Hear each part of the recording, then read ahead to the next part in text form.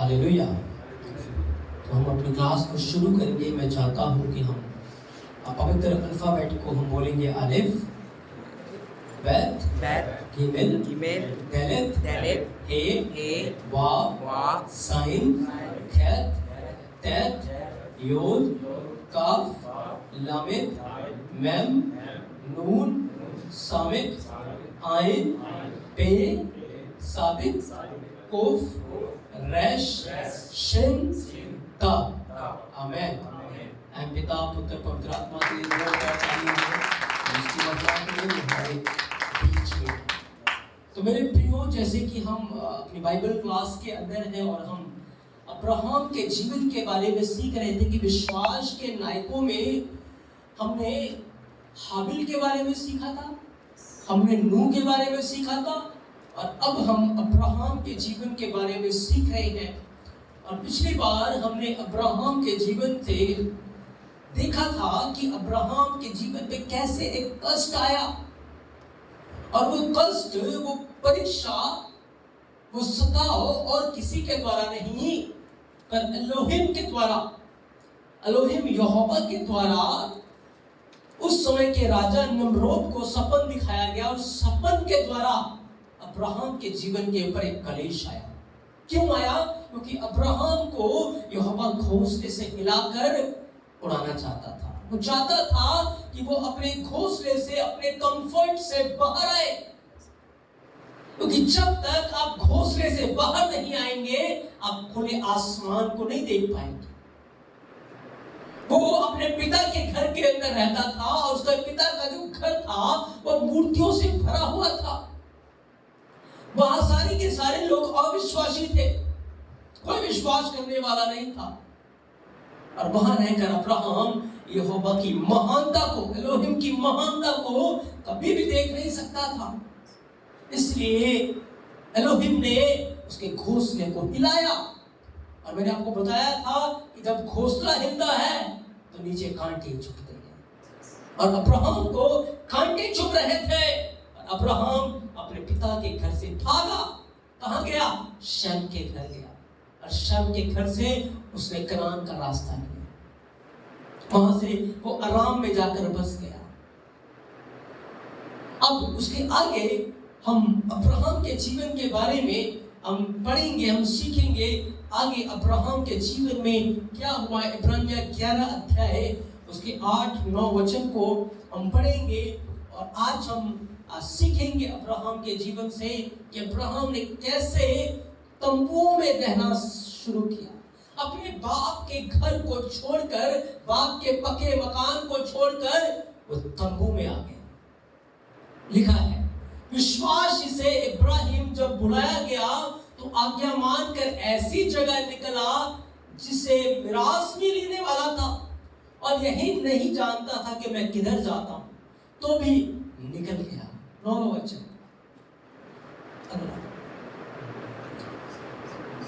विश्वास।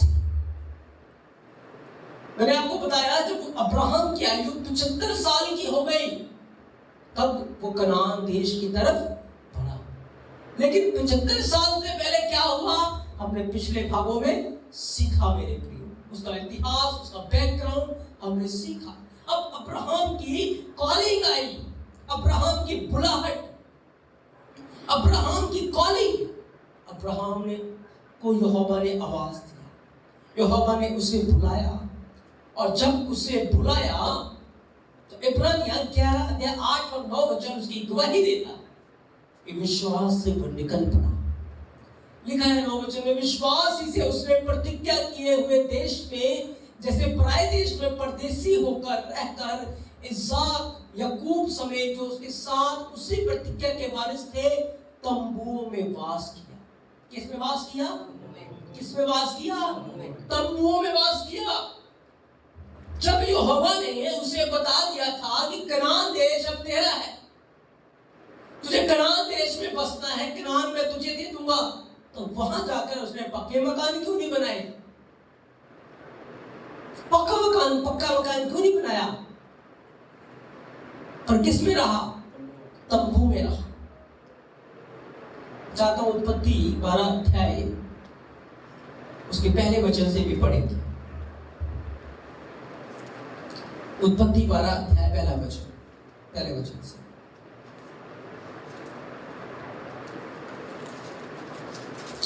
यहोवा ने अब्राहम से कहा, अपने देश, अपनी जन्मभूमि और अपने पिता के घर को छोड़कर उस देश में चला जा जो मैं तुझे दिखाऊंगा। ये जब अब्राहम 75 साल का हो गया, अब यहोवा कहता अब्राहम को छोड़ दे, अपने जन्मभूमि को छोड़ दे, अपने जन्मभूमि को छोड़ दे, और अब जो देश मैं तुझे दिखाता हूं उसमें तू चल। दूसरा वचन कहता है, और मैं तुझे एक बड़ी जाति बनाऊंगा और तुझे आशीष दूंगा, तेरा नाम बड़ा करूंगा, तू आशीष का मूल होगा। तीसरा वचन, और जो तुझे आशीर्वाद दे उन्हें मैं आशीष दूंगा, जो तुझे कोसे मैं उसे श्राप दूंगा, और भूमंडल के सारे कुल तेरे द्वारा आशीष पाएंगे। लिखा है, यहोवा के इस वचन के अनुसार अब्राहम चला और लूत भी उसके संग चला, और जब अब्राहम हरान देश से निकला उस समय वो कितने साल का था? 75 साल का। कितने साल का? 75 साल का। तो 75 साल से पहले जो कुछ हुआ था हमने पिछले भागों में सीखा। अब हम 75 साल से आगे, जब उसकी कॉलिंग आई, जब उसकी भुलाहट आई, तब उसके जीवन में क्या हुआ, अब हम वो सीखेंगे मेरे प्रियो। अब्राहम को घोंसले से बाहर निकाला गया, उसे कांटे छुपाए गए, उसके ऊपर कलेश आया, उसके ऊपर सताव आया, और तब वो घोंसले से बाहर आया। जब वो घोंसले से बाहर आया, यहोवा ने उसे आकाश के तारे दिखाए। हालेलुया। घोंसले के अंदर रहते हुए कभी भी वो आसमान की ओर नहीं देख सकता था। अपने बाप के घर में रहते हुए कभी भी वो उन आशीषों का वारिस नहीं बन सकता था, उन आशीषों का मूल नहीं हो सकता था। लेकिन पिता के घर को जैसे उसने छोड़ा, अब यहोवा ने उससे बात की। अब यहोवा ने कहा, मैं तुझे आशीष का मूल बनाऊंगा, तेरे द्वारा भूमंडल के सारे कुल आशीष पाएंगे, तेरी संतान आकाश के तारों की मानद होगी। कब? जब वो घोंसले से बाहर आया। मेरे प्रियो, वो अपने बाप के घर के अंदर था, और उसके बाप का जो घर था वो संसार को दिखाता है, क्योंकि वो घर मूर्तियों से भरा हुआ था। आज संसार मूर्तियों से भरा हुआ है, तरह तरह के पाप और अविश्वास और घिनौने कामों से भरा हुआ है। ऐसे ऐसे घिनौने काम संसार में हो रहे हैं। अगर आप उसको नहीं छोड़ेंगे, उसमें से निकलकर बाहर नहीं आएंगे, तो कभी भी यहोवा की महिमा को कभी भी देख नहीं पाएंगे। अब जिंदगी भर संसार की चीजों में फंसे रह जाएंगे। वो संसार जो झूठी खुशी देता है, वो संसार जो झूठा प्यार करता है, वो संसार जो आपको अपना कह के सब कुछ लूट ले जाएगा, वो संसार जो एक दिन आपको नरक की गड्ढे में फेंक देगा, और तब जाकर आपकी आंख खुलेगी, तब तक बहुत देर हो चुकी होगी। लेकिन जरूरी है कि उस गड्ढे में गिरने से पहले ही हम उस घोंसले से बाहर आ जाए, हम उस जीवन से बाहर आ जाए, हम उस घर से बाहर आ जाए जो मूर्तों से भरा है, जो घिनौने कामों से भरा है, और तंबुओं का जीवन चुन ले। कौन सा जीवन? कौन सा जीवन? तंबुओं में रहना। क्योंकि जो तंबू में रहेंगे उन्हें एक परमानेंट घर मिलेगा, उन्हें स्वर्ग का राज्य मिलेगा। लेकिन जो परमानेंट घर इस धरती के ऊपर ढूंढेंगे, याद रखे, उस स्वर्गीय तंबू में कभी जा नहीं पाएंगे। अब्राहम की यात्रा शुरू हुई। अब्राहम को बता दिया गया था कि अब ये कनान देश मैं तुझे दूंगा। लेकिन अब्राहम जब चला तो बाइबल बयान करती है उसने पहाड़ का रास्ता लिया। उसका निवास स्थान जो था वो पहाड़ के ऊपर था। कहाँ था? पहाड़ के ऊपर। और पहाड़ के ऊपर जाकर उसने पक्का मकान नहीं बनाया। क्या बनाया? तंबू गाड़े। क्या गाड़े? तंबू। तंबू आज यहां है, कल उखाड़ के कहीं और होगा, परसों उखाड़ कर और कहीं और चला जाएगा, तरसों कहीं और चला जाएगा। वो तंबू में रहा। को पता है ये तंबू क्या है? कि तंबू हमारा जीवन है मेरे प्रिय। तंबू क्या है? तंबू क्या है? हमारा जीवन। ये स्थायी नहीं है, ये टेम्परेरी है। हमारा जीवन स्थायी, हाँ, स्थायी नहीं है, ये टेम्परेरी है। इसे एक दिन गिराया जाएगा, जैसे तंबू उखाड़ दिया जाता है और कहीं और गाड़ दिया जाता है। लेकिन आपको पता है परमानेंट जो घर होते हैं, क्या वो उखाड़ कर कहीं और लगाए जा सकते हैं? लगाए जा सकते हैं? बड़े बड़े महल हो, सोना चांदी हीरे जवाहरात सब कुछ भर दीजिए उसके अंदर, जितना मर्जी पैसा उसमें लगा दीजिए, क्या उसे आप उखाड़ के कहीं और लगा सकते हैं? नहीं लगा सकते। उसका एक ही हशर होगा, उसे टूटना पड़ेगा, उसे गिराया जाएगा और फिर उसका वजूद, उसके शोभा, उसकी महिमा खत्म हो जाएगी। Hallelujah, hallelujah. लेकिन तंबू आज यहां है, कल वहां होगा। Hallelujah, hallelujah. आपको पता है हमारा जीवन तंबू के समान। हम दुख सुख भोगी इंसान हैं। बाइबल कहते हैं हम परदेसी और मुसाफिर हैं।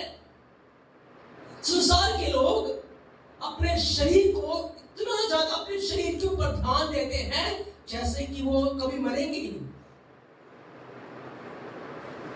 उन्हें मरने से कितना डर लगता है।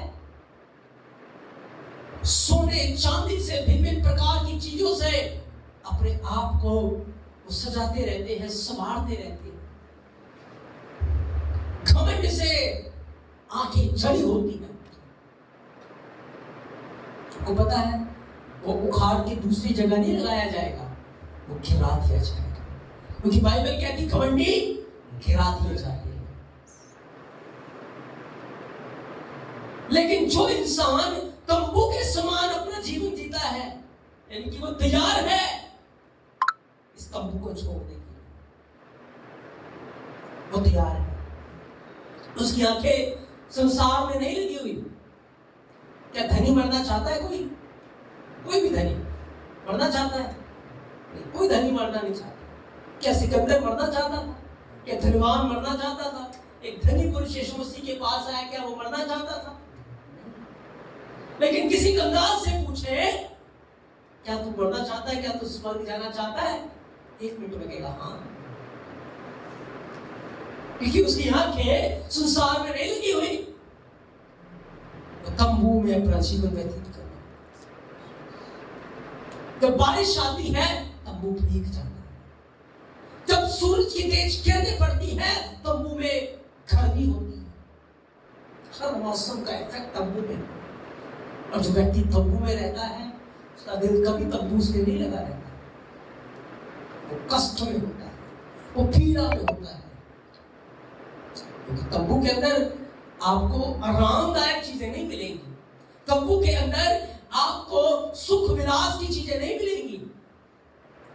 आज भी आप देखते हैं ना सड़कों के किनारे कुछ लोग तंबू में लगा के रखते हैं ना, बर्तन बेचते हैं, तिरपाल बेचते हैं। आपको पता है वो रिकाबवंशी है। कौन है? बाइबल में उनके बारे में लिखा हुआ है। उनके पुरखाओं ने उनको आज्ञा दी तुम घर मत बनाना, फसल मत उगाना, पर तंबू में रहना, आज यहां कल वहां। और वो लोग अपने पुरखा की आगे आज तक मानते हैं, आज तक मानते हैं। लेकिन जब यहोवा ने अपनी प्रजा को आज्ञा दी कि तुम तंबुओं में रहना, बहुत सारे लोग मानते ही नहीं आगे। इस्राएलियों को आज्ञा थी इस साल में 7 दिन 8 दिन तंबू में रहना है। साल में 8 दिन कहाँ रहना है? तंबू में रहना है। जब ढेरों का पर्व आएगा ताकि तुम्हें याद आए कि हमारा जीवन इस तंबू के समान आज है, कल उखाड़ दिया जाएगा, कल उखाड़ दिया जाएगा। इसलिए तुम्हारी आंखें घमंड से चढ़ी ना हो, नम्रताई और दीनताई में। हालेलुया। तो अब्राहम ने पक्का मकान नहीं बनाया क्योंकि उसको पता था कि मैं यहां थोड़े समय के लिए हूं, मेरा असली निवास स्थान स्वर्ग में है, मुझे वहां जाकर बसना है, मुझे वहां जाके रहना है। इसलिए उसने 100 साल, कितने साल? 100 साल तंबू में गुजारा। और तंबू भी कहां पर लगाया? पहाड़ के ऊपर। कहां लगाया? पहाड़ के ऊपर। अब आपको पता है अब्राहम का जो तंबू था, उस तंबू के ऊपर यहोवा का बादल आ जाता था। क्या आता था? क्या आता था? बादल आ जाता था। और बादल के द्वारा वो तंबू पूरी तरीके से घेर दिया जाता था। अगर आप ऊपर जाएंगे, कभी भी एरोप्लेन से अगर ऊपर जाएंगे तो बादल देखेंगे, काले बादल होते हैं, काले बादल होते हैं, प्रकाशमान होते हैं, किरणें निकल रही होती है उसमें से। तो जो बादल अब्राहम के तंबू के ऊपर होता था उसमें से प्रकाश निकल रहा होता था, और उस प्रकाश से अब्राहम के जो तंबू होता था पूरा प्रकाशमान होता था, उसमें रोशनी होती थी हमेशा। क्योंकि यहोवा ने वादा किया था कि जब तू दुख में होगा मैं तेरे साथ रहूंगा। उसने वादा किया। उसने ये नहीं कहा तुम तंबू में रहना और मैं स्वर्ग में रहूंगा, महल में रहूंगा, नहीं। वो कहता तू तंबू में रहेगा, मैं भी तेरे साथ तंबू में रहूंगा। तू पीड़ा में रहेगा, मैं भी तेरे साथ पीड़ा में रहूंगा। तू दुख में रहेगा, मैं भी तेरे साथ दुख में रहूंगा।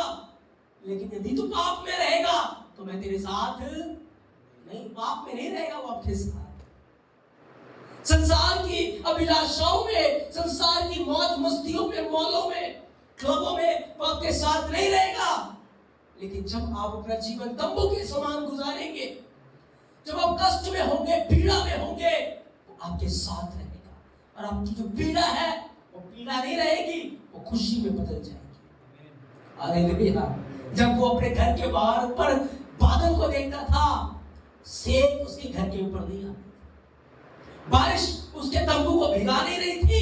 क्यों? क्योंकि यहोवा पानी के रूप में उसके तंबू के ऊपर, उसकी किरणों के द्वारा उसका तंबू प्रकाशमान होता था और वो उसकी उपस्थिति में रहा करता था। जब मिलाप वाला तंबू बना था, कहां से बना? वही अब्राहम सारा के तंबू के द्वारा। वो भी वैसा था। तो मूसा के तंबू के ऊपर, मिलाप वाले तंबू के ऊपर क्या आ जाता था? क्या आता था? बादल आ जाता था। और उस बादल से किरणें निकलती थी, प्रकाशमान होता था, और इस्राएलियों के घरों के अंदर प्रकाश चला जाया करता था। किरणें निकल के उनको दिन को भी उजाला होता था और रात को भी उजाला होता था। Hallelujah, hallelujah. अब्राहम यहोवा की उपस्थिति में कहां जीवन है? तंबू के अंदर। जब आप संसार रूपी घोंसले को छोड़कर, संसार रूपी पक्के मकान को छोड़कर तंबुओं में आएंगे, मसीह के कारण दुख उठाएंगे, मसीह में रहेंगे। जो मसीह में रहते हैं वो सताए जाते हैं, और उनके सताव एक बड़ी आशीष में बदल जाती है। उनका दुख एक बड़ी खुशी में बदल जाता है। उनको पता है हमारा पता नहीं है। पौलुस क्या कहता है? हम तो घात होने वाले भेड़ों के समान हैं, पता नहीं कब घात हो जाए। हम घात होने के लिए तैयार रहते हैं क्योंकि हम इस पृथ्वी के नहीं हैं, हम इस पृथ्वी की चीजों से प्यार नहीं करते। हमें स्वर्ग से प्यार है, हम स्वर्ग जाने के लिए तैयार रहते हैं। हमारी आंखें स्वर्ग की ओर लगी रहती हैं कि अभी अगर कॉलिंग आ गई, अभी यदि आवाज आ गया तो कहेंगे नहीं थोड़ा सा रुक जाओ, थोड़ा रुक जाओ, यीशु मसीह अभी थोड़ा सा काम पेंडिंग रह गया है, बैंक में बहुत पैसा है, थोड़ा सा रुक जाओ, अभी देख क्या करूं। आवाज आएगी, हम तुरंत तैयार होंगे जाने के लिए। हालेलुया। तब वो दिखाता है हमारे जीवन को।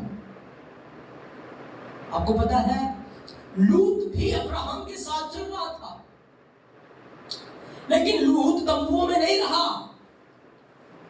लूत पहाड़ के नीचे तराई में चला गया। कहां चला गया? कहां चला गया? तराई में चला गया। और जब वो तराई में गया, सदोम और गमोरा एक नगर था जो पक्का था।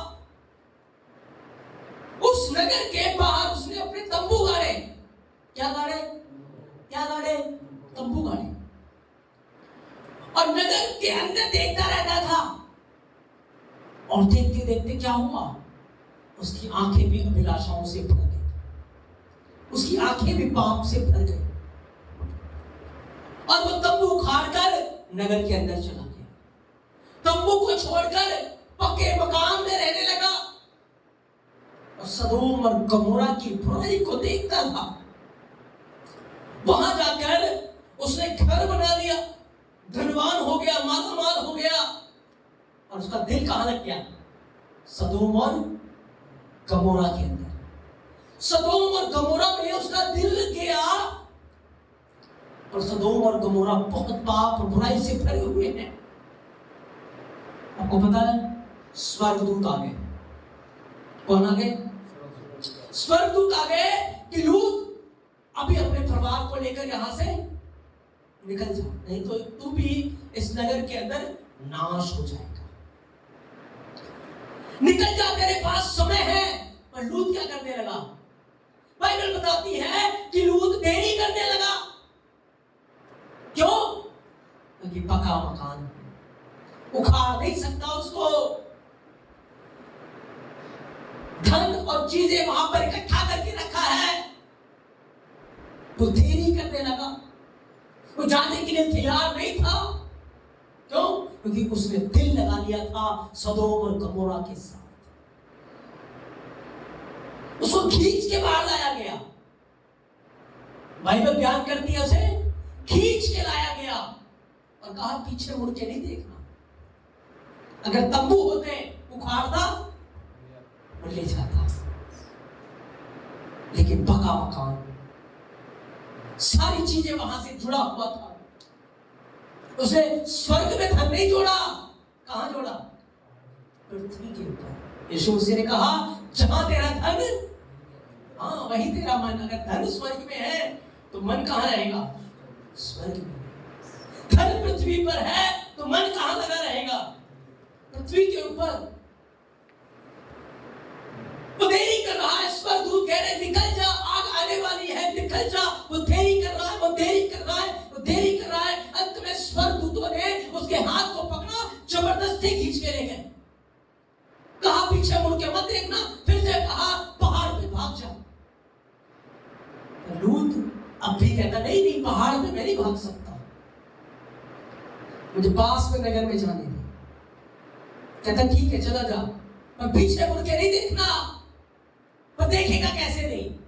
उसकी आंखें तो सदोम में लगी। उसकी लूत की बीवी का ध्यान तो अपने जेवरों में लगा हुआ है, अपने गहनों में लगा है, अपने पैसों में लगा है, अपनी प्रॉपर्टी में लगा हुआ है।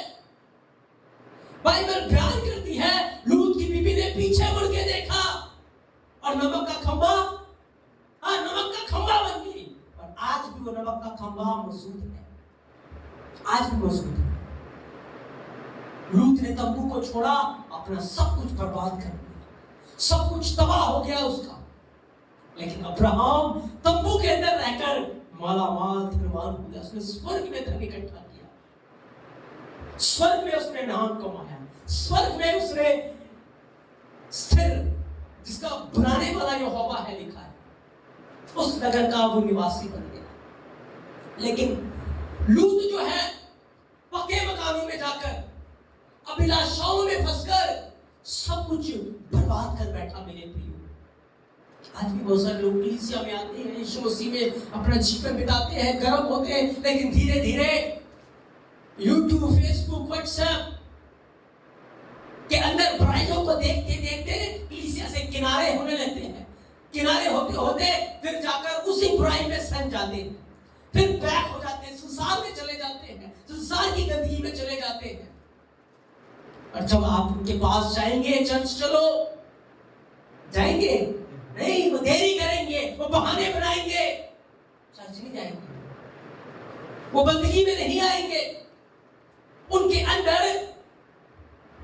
दुष्ट के गाने चलेंगे, फिल्मी गाने चलेंगे, व्यभिचार की बातें चलेंगी, बुराई की बातें चलेंगी, जैसे लूत के परिवार में हो रहा था, लूत के शहर में हो रहा था। आज भी बहुत सारे लोग लूत की तरह फंस गए हैं, सदोम और गमोरा में जाकर, पाप में जाकर फंस गए हैं। लेकिन अब्राहम तराई में नहीं गया, सदोम गमोरा में नहीं गया, तंबू में रहा, यहोवा की उपस्थिति में रहा मेरे प्रियो। वो तंबू में रहा, उसकी कॉलिंग आई, उसकी बुलाहट आई कि तुझे तो कनान में जाना है। लेकिन कनान में तो वो गया, लेकिन उसने पक्के मकान नहीं बनाए, उसने तंबू को चुना। और तंबू भी कहां बनाया? पहाड़ के ऊपर। आज हमने अपना तंबू कहां बनाया? क्या हम तंबू में रह रहे हैं? या सच में संसार के मौज मस्ती और अभिलाषाओं में फंसे हुए हैं कि बाइबल पढ़ने में हमारा मन ही नहीं करता, प्रार्थना करने का हमारा मन नहीं करता, चर्च जाने का मन नहीं करता? या हम तैयार रहते हैं यहोवा के काम के लिए, हम तैयार रहते हैं सेवा के लिए, हम तैयार रहते हैं स्वर्ग जाने के लिए?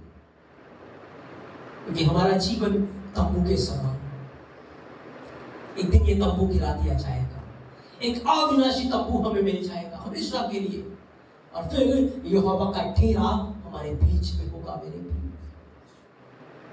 एक दिन होगा ऐसा। इसी बात की यादगारी ये तंबू याद दिलाता है।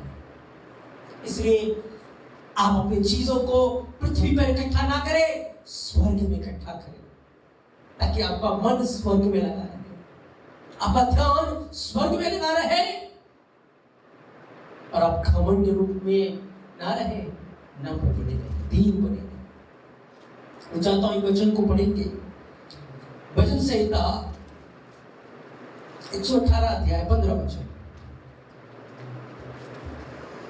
भजन संहिता 118 अध्याय उसका 15 वचन। यहां लिखा है, धर्मियों के तंबू में जय जयकार और उद्धार की ध्वनि हो रही है। क्या पक्के मकान में? क्या महलों में? नहीं, तंबुओं में, क्योंकि धर्मी लोग तंबू में रहते हैं, वो घमंड के पक्के मकानों में नहीं रहते। कहां रहते हैं? तंबू। क्योंकि हमारा पिता अब्राहम तंबू में रहा, उसने अपना जीवन तंबुओं में गुजार दिया मेरे प्रियो, यहोवा की उपस्थिति में गुजार दिया मेरे प्रियो। और आज उसके पास अविनाशी महिमा, एक परमानेंट घर है स्वर्ग के अंदर। वो मिरास, वो बातें हमारे लिए भी है, क्योंकि अब्राहम की आशीषें यीशु मसीह के द्वारा हमारे पास पहुंची। इसलिए हम इस संसार और संसार की चीजों से अपना दिल न लगाएं। कहीं जब हमें बुलाया जाए लूत की तरह हम देरी कर रहे हैं, कहीं जब हम बुलाया जाए हम पीछे मुड़कर देखें और नमक का खंभा बन के रह जाए। मेरे प्रियो, जब अब्राहम को बुलाया गया, अब्राहम ने देरी नहीं की, तुरंत चल पड़ा, तंबू में रहा, यहोवा की उपस्थिति में रहा, दुख सुख सब सहता रहा, लेकिन यहोवा उसके साथ देखा, सब बातों में उसे बढ़ाया, सब बातों में उसे आशीष दी, और वो बढ़ता चला गया। लेकिन लूत सदोम और गमोरा की बुराई में फंसकर नाश हो गया। उसी बीवी नमक का खंभा बन गई। क्योंकि उसने अपना दिल संसार और संसार की चीजों के साथ लगा लिया था। अब्राहम यहोवा की ओर देखता है, एलोहिम की ओर देखता है, और वो बढ़ता जा रहा है, बढ़ता जा रहा है, बढ़ता जा रहा है। इसलिए हमारा जीवन तंबू के समान तंबू में ही रखे, इसे घमंड से ना भरे मेरे, उस अकड़ में, उस घमंड में ना जाए, उस पाप और बुराई में ना जाए, जहां जाकर आप उखाड़े रही गिराए जाए। क्योंकि पक्का मकान क्या किया जाता है?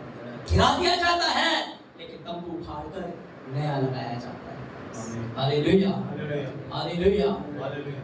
इसलिए हमारा जीवन तंबू के समान है, और यदि हम इस तंबू में नम्र और दीनता में बने रहेंगे, यीशु मसीह की कलीसिया में उसकी उपस्थिति में रहेंगे, उसके बादल हमारे जीवन में रहेगा, हमारे ऊपर रहेगा। उस बादल के अंदर से प्रकाश हमारे जीवन में रहेगा, और वो प्रकाश निकलकर लोगों की जिंदगियों को उजाला देगा, रोशन करेगा। हालेलुया, आमीन, हालेलुया।